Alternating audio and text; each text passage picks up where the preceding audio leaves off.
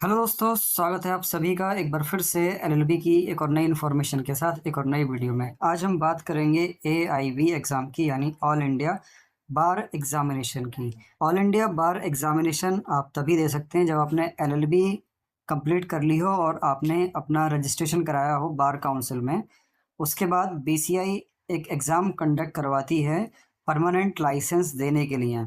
Honourable supreme court ने 2010 के बाद ये सभी बार काउंसिल्स को ऑर्डर दिया था कि जितने भी एडवोकेट हैं उनके यहाँ एनरोल तभी हो पाएंगे जब वो ऑल इंडिया बार एग्जामिनेशन क्लियर करके अपना लाइसेंस रिसीव कर लेंगे। जब आप अपने डिस्ट्रिक्ट के बार काउंसिल में रजिस्ट्रेशन करते हैं तो वो 2 साल का रजिस्ट्रेशन होता है। परमानेंट के लिए आपको एआईबीई क्लियर करना होता है। एआईबीई क्लियर करने के बाद ही आप एज एन एडवोकेट अपने किसी भी डिस्ट्रिक्ट बार काउंसिल में प्रैक्टिस कर सकते हैं।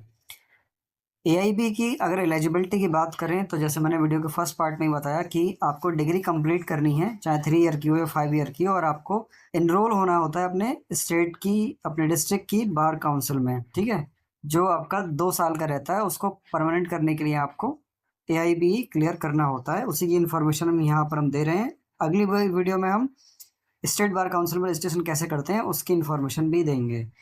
एज लिमिट की अगर हम बात करें तो अभी तक एआईबी ने कोई भी एज लिमिट सेट नहीं की है।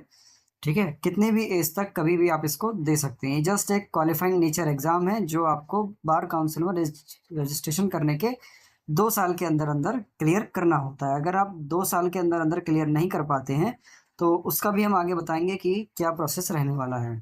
इसकी जो लिमिट है वो कोई लिमिट नहीं है, आप कितनी ही बार इसको दे सकते हैं। ठीक है, बात करें अगर इसके पैटर्न की तो इसका जो पैटर्न रहता है वो ऑब्जेक्टिव पैटर्न रहता है। ऑब्जेक्टिव पैटर्न बार काउंसिल ने डिफाइन किया हुआ है और बार काउंसिल ही इसको साल में 2 बार कंडक्ट करवाती है। ज़रूरी नहीं है कि साल में 2 बार ही हो, साल में 1 बार भी ये हो सकता है।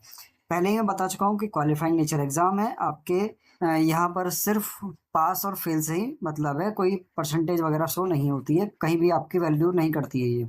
100 ऑब्जेक्टिव आते हैं, 3 घंटे का पेपर होता है, और सबसे बड़ी बात यहाँ पर ये है कि कोई भी नेगेटिव मार्किंग इसमें नहीं होती है। एआईबी का जब आप एग्ज़ाम देते हैं और उसका जो रिजल्ट आता है, जैसे मैं पहले भी कई बार बता चुका हूँ कि क्वालिफाइंग नेचर एग्ज़ाम है तो उसमें सिर्फ पास और फेल लिखा होता है।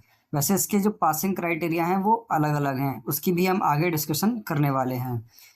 एआईबी क्या ओपन बुक एग्ज़ाम है? तो हाँ, एआईबी ओपन बुक एग्ज़ाम था। एआईबी 16 से पहले ये एक ओपन बुक एग्ज़ाम था, लेकिन जब आपका एआईबी का अगली बार का फॉर्म आया, यानी कि 16 के बाद के जो फॉर्म आए, तो उसमें डिफ़ाइन कर दिया गया कि केवल आप अपने साथ बेयर एक्ट ही कैरी कर सकते हैं, यानी कि आप एग्ज़ाम हॉल के अंदर सिर्फ बेयर एक्ट ही ले जा सकते हैं, बुक नहीं ले जा सकते हैं। इसकी अगर फ़ीस की बात करें तो जनरल और ओबीसी के लिए इसकी जो फ़ीस है वो 3500 रुपये डिफ़ाइन की हुई है, और एससी और एसटी के लिए 2500 रुपये इसकी फ़ीस जाती है। एआईबी के और सिलेबस की हम बात करें तो एआईबी का सिलेबस डिफाइन किया हुआ है। टोटल यहाँ पर 19 सब्जेक्ट यहाँ पर पूछे जाते हैं। सबसे पहले कॉन्स्टिट्यूशनल लॉ, जिसमें 10 सवाल आते हैं, और आईपीसी के 8 सवाल आते हैं, सीआरपीसी के 10 सवाल आते हैं, सीपीसी के भी 10 सवाल आते हैं। ऐसे ही करके टोटल आपके 100 सवाल ये एग्ज़ाम में पूछे जाते हैं। नेगेटिव मार्किंग कोई है नहीं, तो आप ज़्यादा से ज़्यादा कोशिश करें कि जो सब्जेक्ट हैं उनको आप अच्छे से कर लें, और जिनके बेयर एक्ट आप ले जा सकते हैं उनके बेयर एक्ट आप लेकर ज़रूर जाएं एग्ज़ाम सेंटर के अंदर, ताकि आपका एग्ज़ाम जो है अच्छे से क्लियर हो पाए। एआईबी 19 की तैयारी हम अपने चैनल के माध्यम से कराने वाले हैं। सारा सिलेबस हम अपना कंप्लीट करवाएंगे, साथ ही में पीडीएफ वगैरह भी शेयर करने वाले हैं। रिज़ल्ट की हम बात करें तो इसका रिज़ल्ट कभी कभी 4 से 5 महीने बाद आता है। क्वालिफाइंग नेचर का एग्ज़ाम है, और इसके पासिंग मार्क्स की अगर हम बात करें तो ओबीसी और जनरल के लिए 45% और एससी के लिए 40% में रिज़ल्ट क्लियर हो जाता है। जब आप रिज़ल्ट क्वालिफाइंग कर लेंगे अपना, जब आप एग्ज़ाम क्वालिफाइंग कर लेंगे तो आपके पास एक सीओपी आएगा जो पोस्ट के द्वारा आप लोगों को भेजा जाएगा, या साथ ही में आपको इंटरनेट से भी आप डाउनलोड कर सकते हैं, जो कुछ इस टाइप का दिखाई देता है।